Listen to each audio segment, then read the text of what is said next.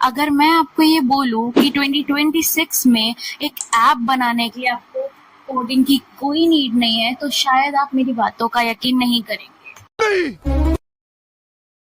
मैं नहीं मानता। बट बहुत सारे लोग एआई की हेल्प से एप्स बना के बहुत पैसा कमा रहे हैं।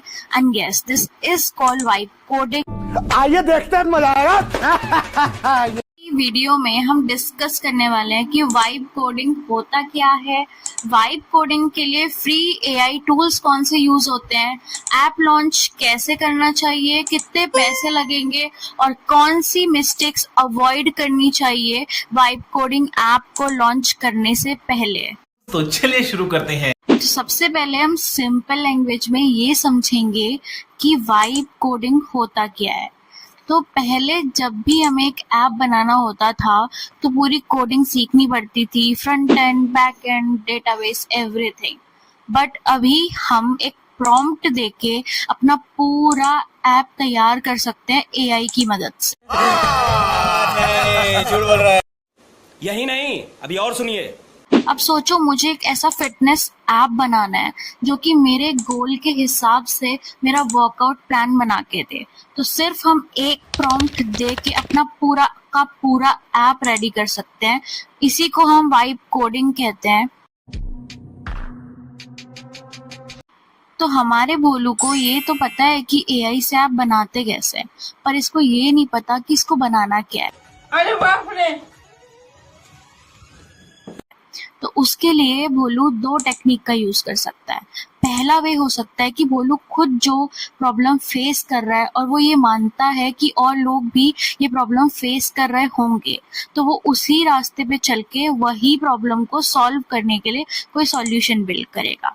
दूसरा वे हो सकता है कि वो कुछ टूल्स की हेल्प लेगा, जैसे कि sensor tower, trust your MRR, app magic और ऐप फिगर्स जैसे टूल्स पे जाके वो रिसर्च करेगा कि किस प्लेटफॉर्म, किस ऐप, किस वेबसाइट पे लोग अपना पैसा इन्वेस्ट कर रहे हैं और लोगों को रियल वर्ल्ड में किस टाइप के ऐप की ज़रूरत है। तो अपने ऐप का आइडिया ढूंढने के बाद आपका नेक्स्ट स्टेप जो होगा वो कुछ एआई टूल्स को डिस्कवर करना होगा जो कि आपको हेल्प करेंगे अपना एआई ऐप बनाने में। हम कुछ नहीं करते हैं, बैठ के खाते हैं, पड़े रहते हैं। तो मैं आपको कुछ ऑप्शंस बता देती हूँ। कोडिंग के लिए आप कर्सर, क्लाउड कोड या फिर गिटहब कोपायलट का यूज कर सकते हो। बैकएंड ऑथेंटिकेशन के लिए आप सुपरबेस या फिर फायरबेस का यूज कर सकते हो। होस्टिंग के लिए वर्सल या नेटिफाई बेस्ट ऑप्शंस हैं। एंड डेटाबेस के लिए आप अगर बिगनर हो तो एसक्यूएलाइट यूज कर सकते हो, वरना माई एसक्यूएल या पोस्टग्रेसक्यूएल भी अच्छे हैं। आप जैसे जैसे अपना आप बनाते रहोगे, जैसे बिगनर से एडवांस होते रहोगे, उस हिसाब से आप अपना टूल चूज कर सकते हो। और इसके अलावा मैंने डिस्क्रिप्शन में एक पीडीएफ अटैच की हुई है जिसमें आपको 40+ टूल्स के बारे में बताया हुआ है, ताकि आपको हर जगह जाके वो अलग अलग सर्च ना करना पड़े। तो जल्दी से जाके वहां भी चेक कर लेना एक बार। थैंक यू, आपका ये उपकार जिंदगी भर याद रहेगा मुझे। एक और कंफ्यूजन है जो हमारे लालू को हमेशा सताता रहता है, जो कि है कि दीदी मैं अपना ऐप बना लूंगा, ठीक है, मैं सब कर लूंगा, पर दीदी खर्चा कितना आएगा ये तो बताओ पहले। तो चलो लालू को समझाते हैं कि उसको ऐप बनाने में, पब्लिश करने में कितना खर्चा आएगा। तो अगर आप कोडिंग के लिए क्लॉड का यूज करोगे तो आपको $20 पर मंथ देने होंगे। आफ्टर दैट अगर आप बैकएंड के लिए सुपरबेस का यूज करेंगे तो वो फ्री में हो जाएगा। वर्सल अगर आप डिप्लॉइंग के लिए यूज करेंगे तो फ्री में हो जाएगा। एंड आपको एक डोमेन नेम चाहिए होगा अपनी वेबसाइट के लिए, और अगर आप वो एक नेम चीप से लेंगे तो $12 पर ईयर का खर्चा आने वाला है। स्ट्राइप आप अपने पेमेंट्स के लिए यूज कर सकते हो अपने ऐप के अंदर, जिसका खर्चा होगा 2.9% पर ट्रांजेक्शन आपको ऐप को देना होगा। आफ्टर दैट अगर आपको वर्जन कंट्रोल के लिए गिटहब यूज करना है तो वो फ्री में हो जाएगा। ऑलमोस्ट अगर हम देखें तो मंथली $20, $25 का आपका खर्चा रहने वाला है।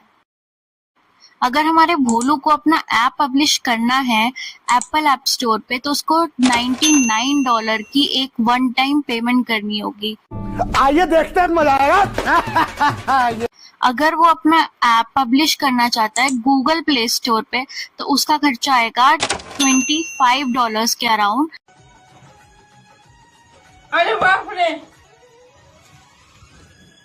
वो भी सिर्फ वन टाइम पेमेंट होगी, उसके बाद आप अपना ऐप अच्छे से पब्लिश कर पाओगे। देखो ऑनेस्टली, अगर आप अपना ऐप बनाना स्टार्ट कर रहे हो, आप बिगिनर हो और आप सीखना चाहते हो, तो आपको बहुत ज्यादा पैसे की नीड नहीं है। आप एक छोटे अमाउंट से भी स्टार्ट कर सकते हो।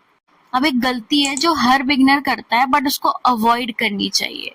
उसको ऐप की कोडिंग स्टार्ट करने से पहले अच्छे से प्लानिंग करनी चाहिए, जिसके लिए उसे 7 डॉक्यूमेंट की जरूरत पड़ती है। तो चलो मैं बताती हूँ कि वो 7 डॉक्यूमेंट्स होते क्या है। तो चलिए शुरू करते हैं। तो पहला डॉक्यूमेंट होने वाला है PRD, मतलब प्रोडक्ट रिक्वायरमेंट्स डॉक्यूमेंट। इस डॉक्यूमेंट में हम डिफाइन करने वाले हैं कि ऐप में कौन से फीचर्स होंगे, यूजर क्या कर पाएगा और प्रोडक्ट एग्जैक्टली वर्क कैसे करेगा। दूसरा हमारा डॉक्यूमेंट होने वाला है BRD, मतलब बिजनेस रिक्वायरमेंट्स डॉक्यूमेंट। ये एक ऐसा डॉक्यूमेंट होता है जिसमें आप डिफाइन करते हो कि आप ऐप बना क्यों रहे हो, किस प्रॉब्लम को सॉल्व कर रहे हो और आपका टारगेट ऑडियंस क्या है। तीसरा डॉक्यूमेंट होता है technical requirements document, that is TRD।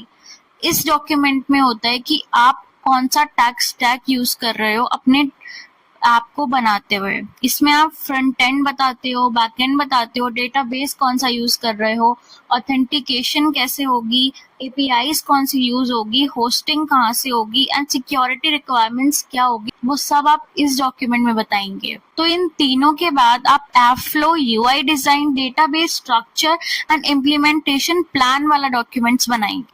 After that आप ये 7 डॉक्यूमेंट्स कलेक्ट करके रखेंगे एंड जब भी अपना प्रॉम्प्ट देके कोड जनरेट कर रहे होंगे, तो ये सब आप अपने एजेंट को प्रोवाइड कराएंगे, ताकि उसके पास सारी इंफॉर्मेशन रहे आपके ऐप से रिलेटेड और वो खुद से गेस ना करे। हम कुछ नहीं करते हैं, बैठ के खाते हैं, पड़े रहते हैं। अब आती है हमारी एक सबसे इम्पोर्टेंट चीज जो कि रिलेटेड है हमारे ऐप के सिक्योरिटी से।